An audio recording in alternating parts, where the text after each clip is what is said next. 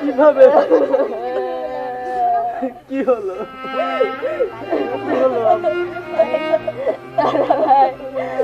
দাদা ভাই, তুমি কোচিং এ যাওয়া ঘন্টা খানেক পর বাড়িতে লোকমান চাচা এসেছিল।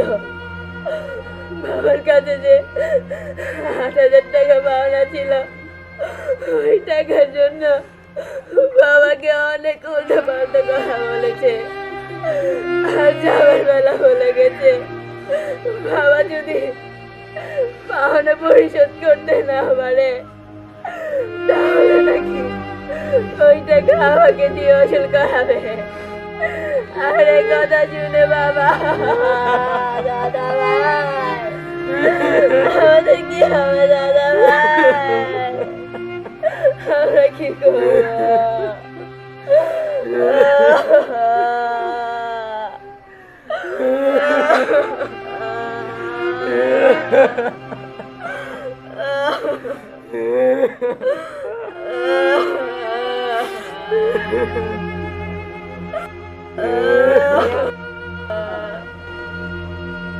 হে আল্লাহ, এ তোমার কেমন ইনসাফ!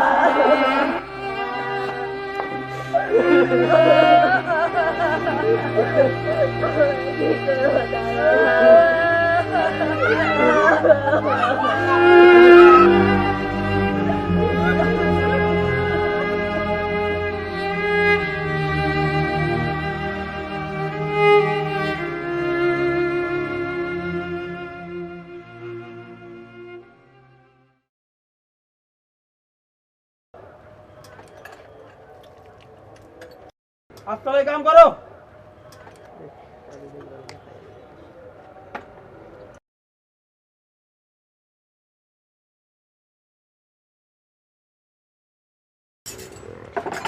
ওস্তাদ, কি করবি ক? একটা কথা বলার ছিল, কিন্তু কিভাবে যে বলি। তুমি যেভাবে আমতমতা করতেছ আমি বুঝতে গেছি গা তুমি কি করবে চাও। আমার মুখুজ হয়ে গেছে। না মানে মায়ের শরীরটা কয়েকটা দিন যাবৎ ভীষণ খারাপ যাচ্ছে, আর ওদিকে ছোট ভাই বোন দুইটারও স্কুলের টাকা জমা দিতে না পারলে ওদের পড়াশোনাও আমার মতো বন্ধ হয়ে যাবে। তাই তাই তাই এবার কি? মানে ১,৫০০ টাকা যদি অগ্রিম দিতেন তাহলে এই মাসের সমস্যাটা মিটাই নিতাম। ফাহিম, আমি এখানে দান বাক্স লই বসি নাকি যে তুমি তাড়াতাড়ি চাইলা আর আমি ভাণ্ড খুলে দিয়া তোমার সব সমস্যা বারবার সমাধান করে দিই? না ওস্তাদ, তা হবে কেন? তুমি গত মাসে ৭,০০০ টাকা অগ্রিম নিলা, ওই টাকায় তো পরিশোধ করা হয় নাই, তার উপর আবার তুমি অগ্রিম টাকা চাইতেছ। ওই মিয়া, আমি কি দান বাক্স খুলে বইছি যে তুমি চাইলা আর আমি তাড়াতাড়ি তোমার সব সমস্যা সমাধান করে দিই?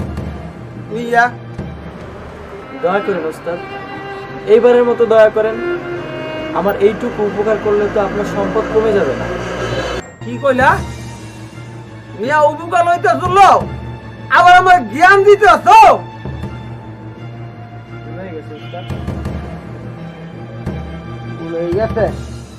ওই শামসু, ওই ফাইমরে ১৫০০ টাকা দিয়েছো তো দত্ত সব। কিন্তু ওস্তাদ, এতে তো আমার কোনো সমস্যার সমাধান করতে পারবো না। আমার তো অন্তত ৫,০০০ টাকা দরকার। এটা তোমার সমস্যা, আমার না। টাকা চাইছো, টাকা লো, নলিমে ফটো। মিয়া আমার মতো মহাজন পাইছো দেখা সাহায্য পাইতেছ। অন্য কোনো মহাজন হলে তোমার মতো কাঙ্গালে কবি খাজাইতো। আরে বেটা, তুই যদি একটু ভালো কাম না জানতি আর কম মজুরি না লইতি তাহলে অন্য মহাজন কেন আমি তোরে কবে খেদাই দিতাম। আজকে যদি এই টাকাটাও না নেই তবে তো মায়ের ওষুধটাও কেনা হবে না। টাকাটা নিয়েই নেই। ঠিক আছে ওস্তাদ, তাই দেন। আচ্ছা ওই 1500 টাকা দিয়ে দেবেন, যা।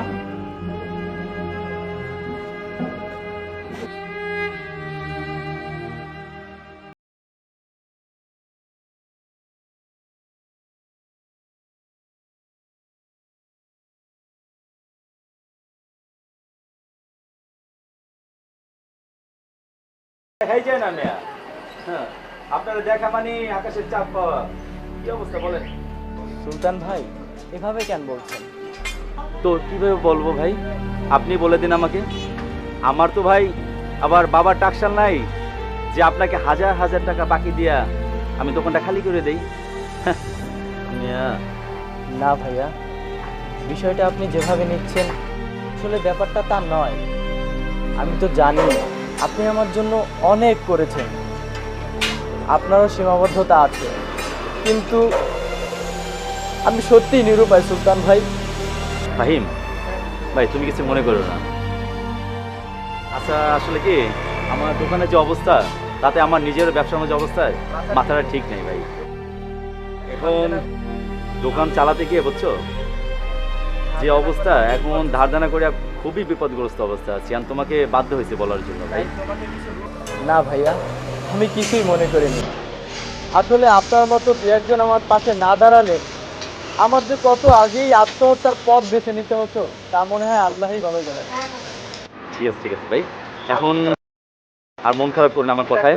এখন কাজ করো, কি লাগবে বলো, আমি ওষুধগুলো দিয়ে দিচ্ছি।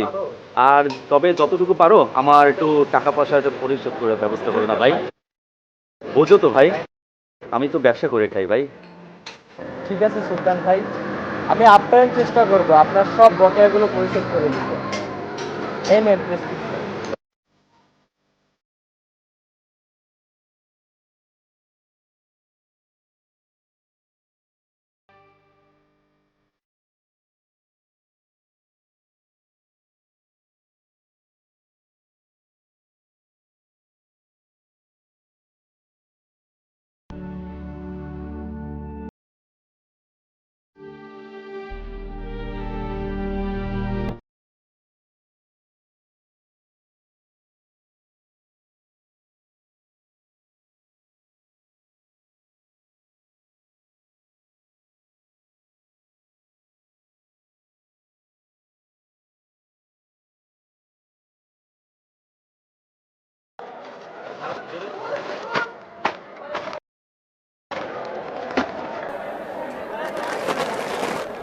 রহিম ভাই, রহিম ভাই।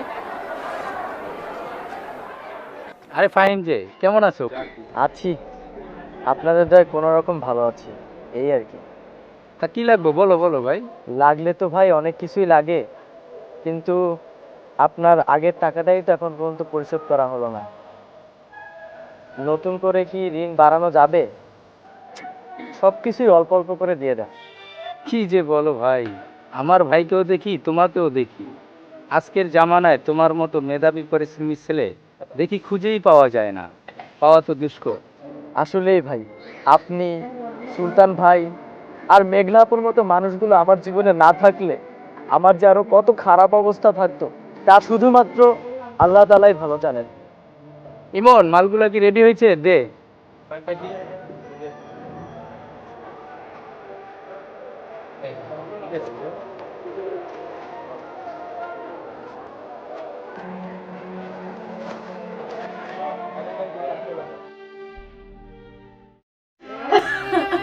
ফাহিম, ফাহিম, ও বাবা ফাহিম, ফাহিম, ও সোনা বাবা, আয়, কোথায় তুই? আয় আমার কাছে, আয় বাবা, আয় আমার কাছে, আয়।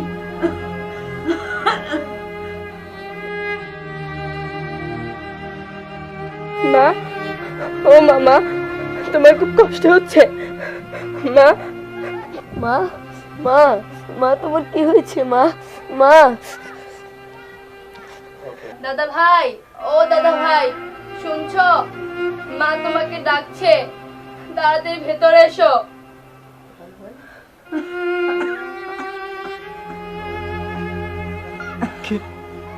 কি হয়েছে মা? কি হয়েছে মা? এই তো আমি আছি তোমার পাশে। এই তো মা। বাবা, আমি তোকে অনেক বিপদে ফেলে দিয়েছি, তাই না বাবা? মা কি কখনো ছেলেকে বিপদে ফেলতে পারে মা? বলো। আমি তো আমার নিজের কপালকেই দোষাচ্ছি। না না বাবা, এমন ছেলে হয়ে জন্ম নিলাম যে অসুস্থ মায়ের চিকিৎসা করানোর মতো যোগ্যতা আমার নাই। না না বাবা, ওভাবে বলিস না। তুই এই ছোট্ট বয়সে পড়ালেখা ছেড়ে দিয়ে এই সংসারটার দায়িত্ব নিয়ে আর আমার জন্য যা করে যাচ্ছিস তা কজন ছেলে করে বাবা, কজন ছেলে করে? যাও আপু, মায়ের জন্য একটু সরিষার তেল গরম করে নিয়ে আসো আর ঘুমের ওষুধটা খুঁজে দিয়ে যাও।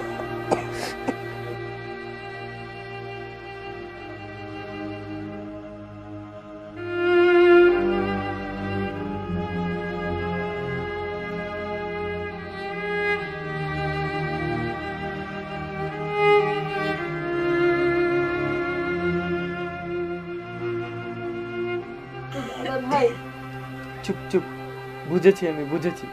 যা আছে তাই নিয়ে এসো, ঠিক আছে?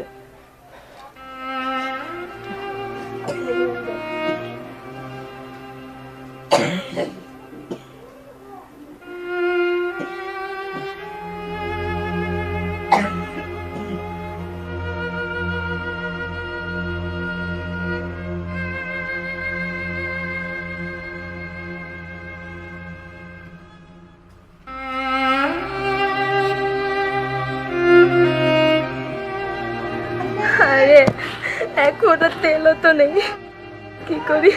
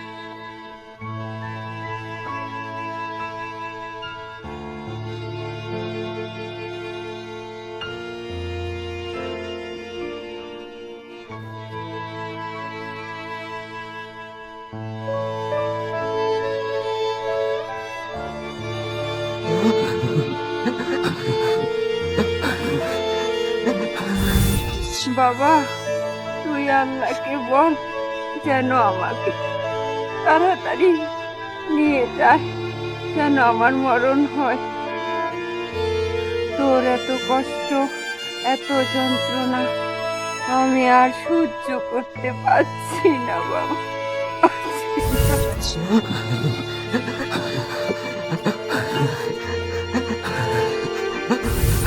দাদা ভাই, গত 2 দিন যাবৎ ফালমাপাতে চাষ করা শাক এনে অনেক তো চালালাম, আর তো পারছি না দাদা ভাই। কবে আমাদের এই দুর্দিন শেষ হবে বলতে পারো?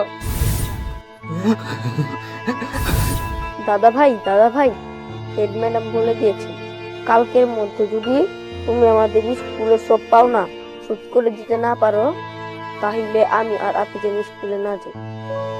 আমরা কি আর স্কুলে যেতে পারবো না দাদা ভাই?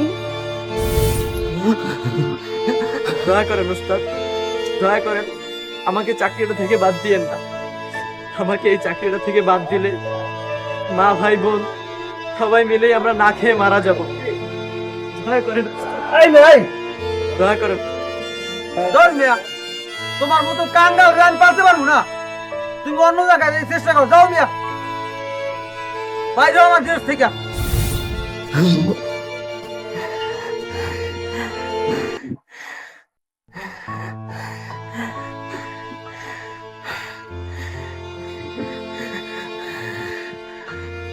হে খোদা,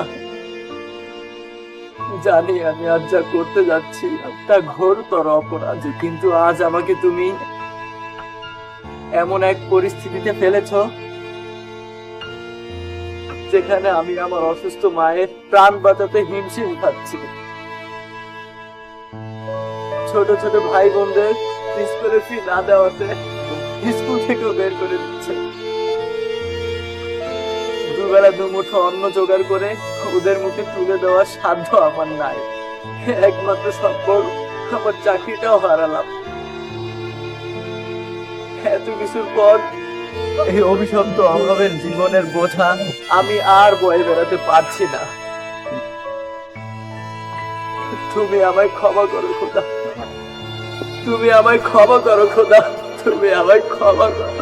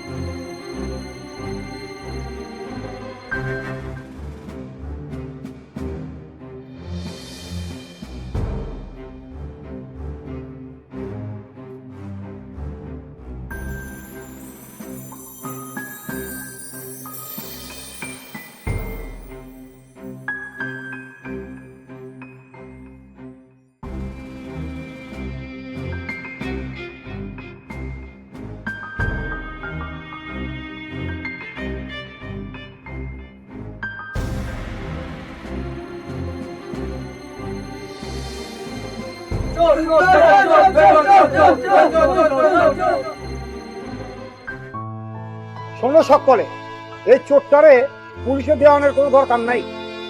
বরং তোমরা কিন্তু উত্তম মাত্তম যাও, দেখো চোরটা স্বীকার করে কিনা কত টাকা নিচ্ছে। যদি স্বীকার না করে ওরা মাইরিয়া ন্যাংটা করে গাঙ্গে ফালাই দাও। মেম্বার সাহেব, ওরা যদি গাঙ্গে ফেলাই দিই তাহলে তো মানুষের শিক্ষা হইব না। যদি ল্যাংটা করে পরে উত্তমপুর থানায় লাগে ঘুরাইয়া আনি, এই যাবো ঠিকই করতো। এই কামটা করলে দেখবেন এই এলাকার মধ্যে এমন কোনো বাবার পেটা পয়দা হবে না যে অন্যের ঘরে গিয়ে চুরি করবে। বিশ্বাস করেন, আমি কোনো টাকা চুরি করিনি, আমি কোনো টাকা চুরি করিনি।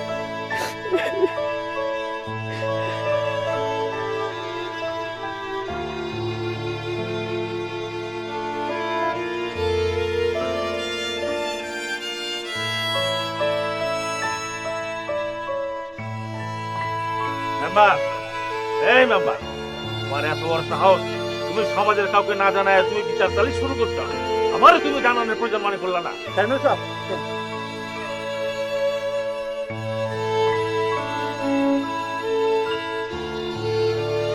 আমার কথা কান খুলে শোনো। তোমারে মানুষে ভোট দিয়ে জনগণের মেম্বার বানাইছে ন্যায় অন্যায় বুঝা সমস্যার সমাধান করার লাইগা। কারো কাছ থেকে টাকা খায়া বিচার সালিশ করার নাম কইরা মানুষের অধিকার হরণ করার লাইগা না, বুঝলা? কিন্তু চেয়ারম্যান সাহেব, একটা চোরের লেগা আপনি আমারে এতগুলো কথা শুনাইতেছেন। বুঝলাম তুমি চোরের বিচার করতে বইছ, কিন্তু বিচার করার আগে ওই পোলাটার একটাবার খোঁজ খবর লিয়ে দেখছ, বাবু লইছ? চোর তো চোরই, ওর খবর লয়ে আমগো কাম কি? চুরি করছে, বিচার করুক, আবার কি? বাহ মেম্বার বাহ, আমার মগজে ধরে না তুমি যে জনগণের বন্ধু সেটা তো তাড়াতাড়ি কেমনে বুঝলা গেলা। মেম্বার হইছ, আরে মিয়া যদি এই পোলাটার একটু খোঁজ খবর ভালো করে লইতা তাহলে বিয়াকুবের মতো কথাটা মুখে আনতে পারতাম না।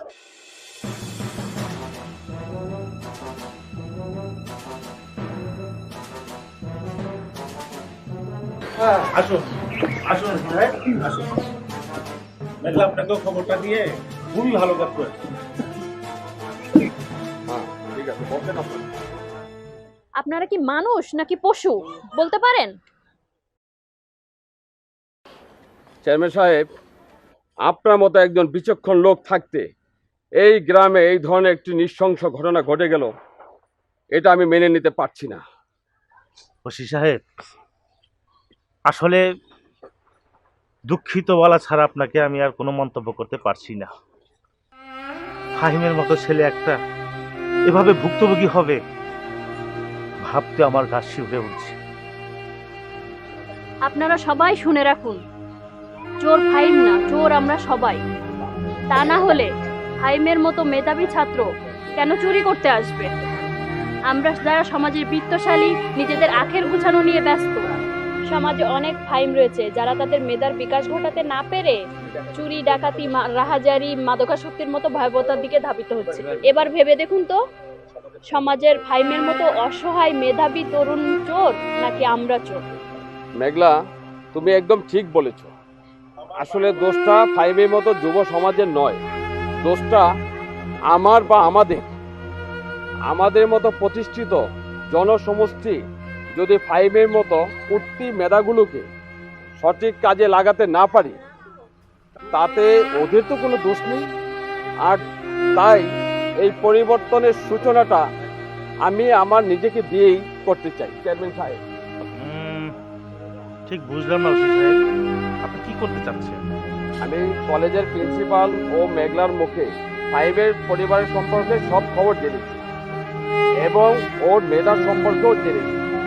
তাই আমি আপনাদের সবার সামনে ঘোষণা করছি যে ফাহিমের সম্পূর্ণ পড়াশোনার দায়িত্ব